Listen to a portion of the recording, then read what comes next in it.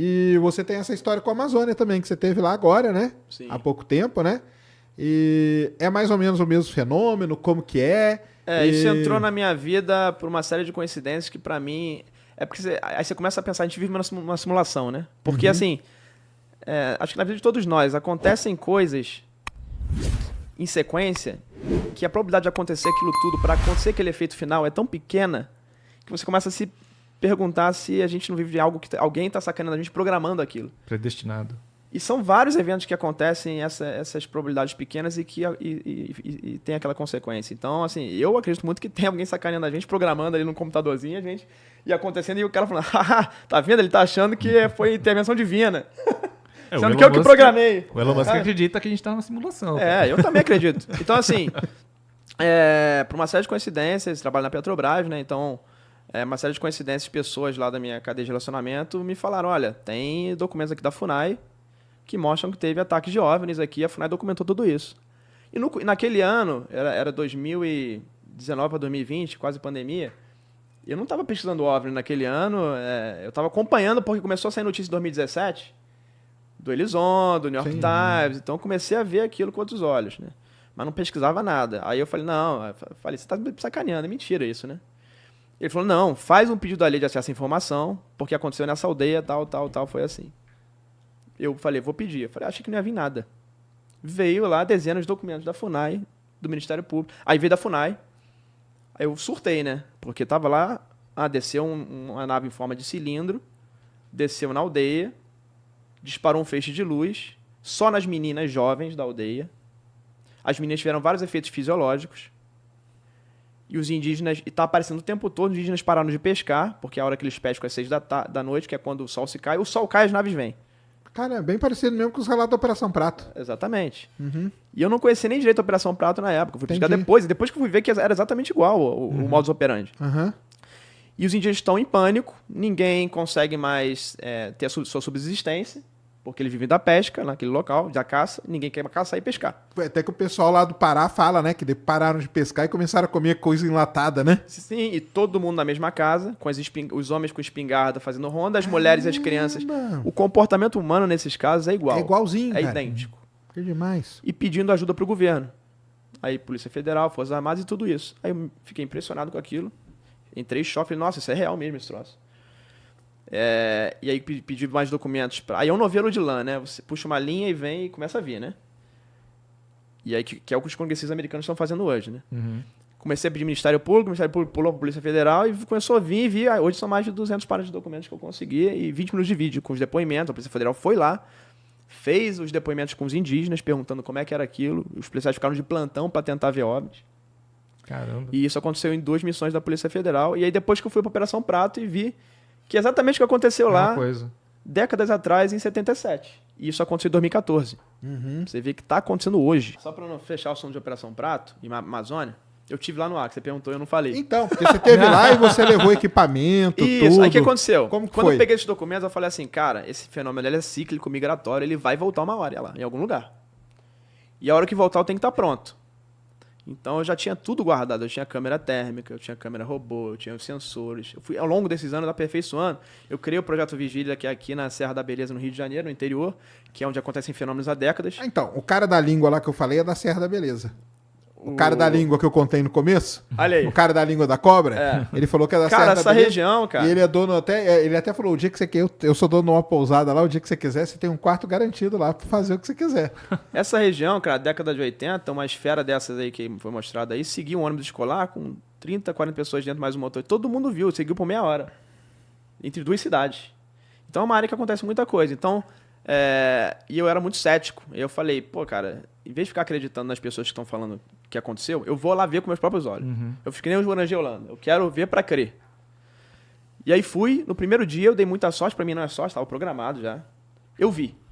E eu só entrei nesse assunto hoje porque eu tive esse fenômeno na Serra da Beleza, em que eu vi um orbe na minha frente que não tinha barulho, não tinha... Era um orbe total, parecia um solzinho e eu conseguia ver ele, cara. Não afetava o meu olho. O fóton não batia aqui, não sensibilizava nada, entendeu? Então é recente esse seu fascínio por esse... Sim, tem 4 anos. Caramba. Tem 4 anos. Quando chegou os documentos e quando eu fui para campo começar a perceber. e vi que o fenômeno existe. E já vi vários fenômenos de orbes diferentes lá em várias situações. Não é festa, não. O pessoal acha que é festa. Você vai para um lugar que acontece, primeira vez que você for, vai ver. Não. Já fui várias vezes lá, 95% das vezes eu não vi nada. E olha que eu já tenho mais horas, eu brinco que eu tenho mais horas de vigília do que muito piloto de Boeing. Aí, E na primeira que você foi, você já viu. Vi. Caramba, hein, mano. Mas é porque o que eu falo, cara. O que eu ia falar, me leva. Eu A quero ir. probabilidade, eu já 95% das vezes que eu fui, eu não vi nada. E a probabilidade de você ver, de eu ter visto na primeira vez é muito pequena, cara. É desprezível. Se você pegar essa estatística. Então era pra acontecer, tava programado. Por isso que eu fico falando que a gente viu na simulação, tem alguém programando. Entendi. Porque se eu fosse e não visse, de repente, eu ia me desanimar. Não ia estar. Não ia pesquisar nada disso. O Edson me Eu falou. tenho certeza absoluta, cara, pra você, eu penso muito nisso.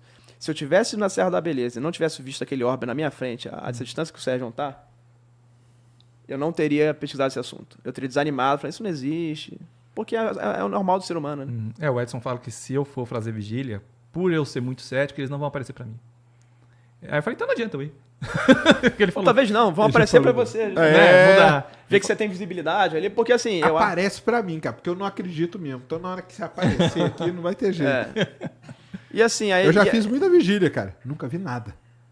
Eu também, queria fazer, mano. Eu queria fazer. O Edson já me convidou. Eu ia numa fazenda lá em Uberlândia. O cara fala, cara, a gente vê aqui todo dia. Tal. Eu falei, cara, não é possível, cara. O cara vê todo dia, não é possível. Eu falei, eu nunca vi, cara. Agora eu peguei uma estatística. É inverno, logo que o sol se põe. Aí é a hora que mais aparece. Ah, tem um horário. Lua nova. Com tudo escuro, né? Escuridão total, inverno. Assim que o sol se põe. Aí a probabilidade é maior. Entendi. Aumenta um pouquinho. E aí coloquei os equipamentos lá, comecei esse projeto. E aí fui fazendo pilotos, né? Pra ver o que dava certo, o que não dava, câmeras e sensores. E aí até que eu tinha tudo preparado, quando Na chegou... Serra da Beleza primeiro. Serra da Beleza primeiro. Seus equipamentos Tá lá registraram listado lá. coisa ali. Sim, tem vários fenômenos que foram registrados lá. Entendi. Agora, se pegar 4 anos de Projeto Vigília quase, né? Deve ter 4 fenômenos filmados, pra você ver que não é festa. Entendi. Ou talvez não queiram aparecer para as câmeras, às vezes, né? Mas o pessoal fala, não, ali aparece todo dia. Não é assim, não é festa. Tem que ter determinação, tem que ficar lá, indo, insistir. amassar barro, até você ver. Mas aí, eu tinha tudo pronto. Aí o jornalista me liga, Rony, você tá descendo na aldeia direto, tá entrando na casa das pessoas. Eu falei, cara, eu tenho que ir pra lá. Eu tenho que ir pra lá, que é uma chance única, pode ser uma nova Operação Prato. Eu tenho que vivenciar isso. Quando eu fiquei sabendo, até divulguei sua vaquinha lá, porque eu falei, mano, esse cara é Indiana Jones do Brasil, cara. Fiz uma vaquinha, não é fácil chegar lá, são 8 horas, você vai para Rio Branco, 5 horas de avião, você pega 8 horas de carro, numa estrada muito perigosa. Seu carro quebrou, né? Ou furou o pneu. Meu carro furou o pneu 2 vezes. Caramba. 2 pneus diferentes e o terceiro deu bolha. Então, é muito perigoso. E aí não apareceu nenhum ser pra te ajudar, hein? Não. Pegar seu carro, pum, já põe ali de uma vez. Tipo Yoda lá.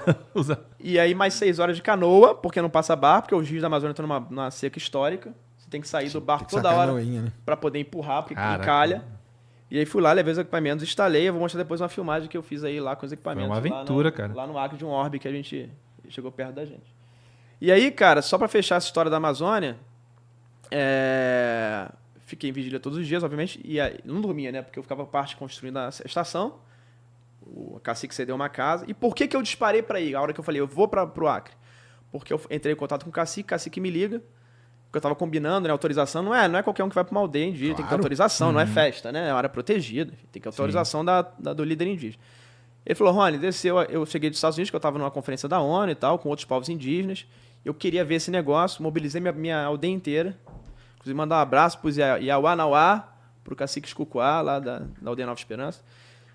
E aí, o que acontece, cara? O cacique me liga e fala assim, eu mobilizei a aldeia inteira com rádios, todo mundo se comunicando. Ele estava num quadriciclo para poder chegar mais rápido. E ele falou assim, aí me ligaram, Rony, tá aqui, o orbe. Tinha um orbe igualzinho laranja, igual desse aí. No topo da árvore. Mexendo, ele falou que mexia igual um sol. Assim. Parecia um mini solzinho. E aí ele pega a espingarda e falou, vou derrubar esse negócio. Porque drone aqui na minha... Ele tava achando que é drone. Entendi. Drone aqui na minha aldeia não vai... Comitê de recepção ótimo, né, cara? Da Quando terra. ele foi puxar, quando chegou no gatilho, ele sentiu uma sensação de inflar o corpo dele, como se estivesse ficando gigante. E ele foi paralisado, ele não conseguia mexer um músculo. Caramba. E aí ele fala que então esse orbe, ele colapsa, ele expande e ele colapsa até sumir. Ele entra. E aí eu falei, não, eu tenho que ir lá agora eu tenho que ir. Agora, o líder ainda falou que teve isso, agora. Aí peguei as coisas e fui, tava lá 2 dias depois. E montando lá, fazendo vigília. Cara, a gente montando as câmeras, os orbes vinham ver a gente montando as câmeras. Caramba. Orbes vermelhos, laranjados. Vinham perto. E aí você aponta, você pensa em pegar a câmera, o troço vai embora. Antecipa, antes, tá? Como se tivesse uma consciência. Antes de você fazer. E eu entrevistei vários, vai ter um documentário meu, bem caseiro, mas de coração, Legal. Legal. em que eu entrevisto pessoas que elas falam, Rony, quando eu ia pensar em falar pra minha mulher que o orbe tava aqui, o troço ia embora. Como se quisesse aparecer só pra mim. Entendi. E entrava na casa das pessoas, e aí aconteceu uma coisa muito louca. A gente, no último dia de instalação de equipamento, esse orbe desce, a gente de costas, com os meninos, porque eu peguei os meninos indígenas pra me ajudar, né? Todo mundo telhado lá montando. E é sempre que a noite cai. Cara, o sol caía, começava a aparecer. De dia não aparece. O sol caindo, o último dia eu falei pra galera, a gente tem que terminar de instalar, porque a gente tem que ir embora do Acre. Eu tenho voo amanhã. Quando a gente tava instalando, desce esse orbe, tinha uma família que as famílias começaram a vir acompanhar a gente. O que a gente tava fazendo. Tem uma luz atrás de vocês. Quando a gente olha, tava a 5 metros da gente. Uma luz. E aí, a gente aponta, quando aponta, ela distancia, mas ela fica a 50 metros. Ela não foi embora. Ficou a 50... vigiando vocês. numa altura da Copa das Árvores, a 50 metros, olhando pra gente. Cara, eu saí correndo, peguei um drone, tinha um drone bom, DJI, que eu levei pro Acre só pra isso. Peguei o drone, armei ele, cara, em 15 segundos tava no ar. Nem sei como é que eu fiz isso, porque eu tava nervoso. Porque era aquele que você acopla o celular. Botei o drone do lado da luz, cara. Não aparecia nada. Eu tenho esse vídeo, vou mostrar no documentário. Não aparece nada, tudo preto e o som ele foi alterado. Você não tem som no vídeo. Então tem um vídeo de 8 minutos em 4K. Não era completa noite ainda, porque tava na penumbra. E não apareceu nada. E eu rodeava, eu via olho nu, o drone rodeava a luz e não aparecia. Caramba. Não aparecia. O drone com luz verde, o objeto com luz vermelha alaranjada. Eu rodeava, contornava e nada aparecia. Como se tivesse algum dispositivo para bagunçar a tecnologia. Alguma interferência. E não afetou o funcionamento porque ele filmou. Mas a imagem afetou o sensor para mim. Porque o sensor deu alguma saturação, alguma coisa que ele não conseguiu captar a luz naquele momento. Você tinha sensores de calor para saber se... Eu tinha câmera térmica. Mas a câmera estava apontada para uma posição em que ele estava mais pro lado. Aí eu não tinha um monte de câmera térmica, eu tinha uma, é caro pra cacete, então eu levei uma. Então eu escolhi um lugar. Mas eu digo assim, um sensor de temperatura para saber qual é a temperatura desses objetos. Sabe? Alguma coisa para saber a temperatura ambiente. Então a câmera térmica ela vai conseguir. Você consegue estimar, porque aí você tem os modos, né? Mas geralmente o modo white hot. Quanto mais branco, mais saturado de branco, mais quente. E você compara com os objetos ao redor. Então você consegue uma estimativa de... Mas ela não pegou ele, então não teve como estimar. Ele estava mais pro lado, então não conseguia captar na imagem da câmera térmica. Entendeu? Caramba, mano. Quantos dias você ficou no Acre? Fiquei 10 dias lá. E pretende voltar, não? Se os fenômenos voltarem, sim. Tá. Deu uma acessada. Deu uma acessada. Ou de ir perseguindo eles pra onde ir. O louco, cara, o dia que eu instalei os equipamentos foi o dia que mais apareceu o fenômeno. Foi quando eu filmei essas coisas. Os fenômenos que eu filmei, eu peguei a câmera robô, que é aquela câmera de estágio, que tem um zoom óptico de 25 vezes. Eu próprio, manualmente, porque eu não tô com auto-tracking lá. Pra fazer isso. Tá tudo manual ainda. As câmeras robô. Então eu mesmo posicionei e joguei o zoom lá de 25 vezes e fui acompanhando. Inclusive, quer botar o... Tem esse vídeo do Orbe, depois se quiser botar aí, a gente pode... Põe aí, vamos pôr aí. Põe aí, Cris. Aí é tudo energia solar lá. Aí eu levei tudo isso, cara, na mala. Eu peguei excesso de bagagem. Aí tem sensor de infrasom, tem sensor de rádio micro-ondas. Aqui é um experimento do Centro Brasileiro de Pesquisa Física que eu falo daqui a pouco, eu faço mestrado lá, eu levei um experimento. Você tá na linha lá aí a câmera térmica, ó, aquela laranja rosa, e a câmera térmica tava de noite, estão tudo preto. Você tá na linha lá do governo americano, né? Que é de tentar pegar e pôr a parte científica na parada, né?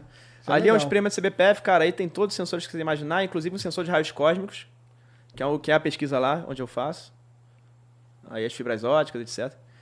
E aí, cara, a ideia é essa. A ideia, eu acho que se a gente ficar esperando o governo, a gente não vai ter muita coisa. Eu acho, apesar das coisas esquentarem, mas eu acho que os civis... É uma forma de pressionar também, né? Claro. Porque eu filmando essas coisas e mostrando, é uma forma também da população...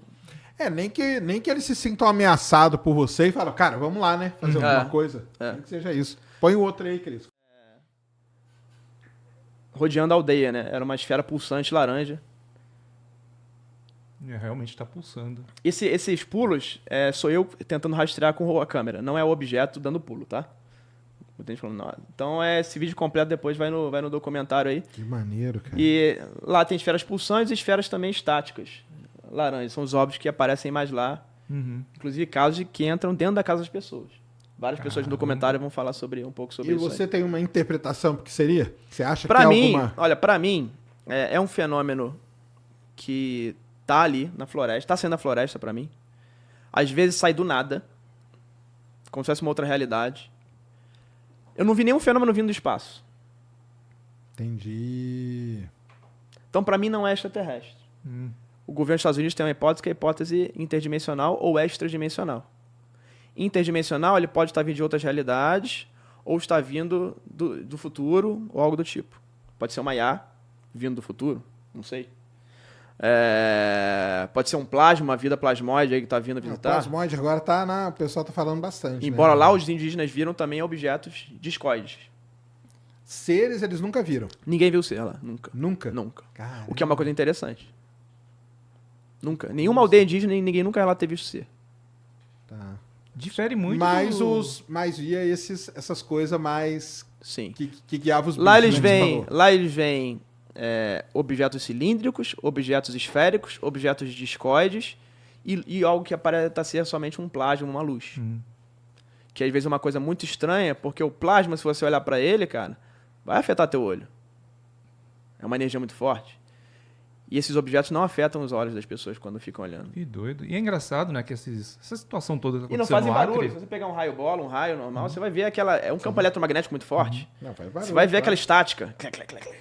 É que nos Estados Unidos, assim, o que está se falando é mais uma coisa que você vê pela descrição, que é uma coisa tecnológica, né? Sim. Naves, né? Alguma coisa que vai pela tecnologia. Esses casos aqui é como se fosse uma bola de energia consciente que fica seguindo pessoas. Tem a teoria do Vallée que ele fala que quando derruba a nave, é uma casca de ovo. Porque é algo projetado aqui. É uma matéria projetada que não funciona... Entendi. É como se tivesse alguém com uma linha invisível voando o disco. Uma inteligência manipulando para voar. Mas ele não tem propulsão, não tem nada. É uma casca vazia. Essa é uma das teorias, porque eles nunca conseguiram, de fato, fazer reverso dessas coisas de forma completa. Mas é isso, a pesquisa está lá e vamos ver. De repente aparece alguma coisa interessante no futuro, hein?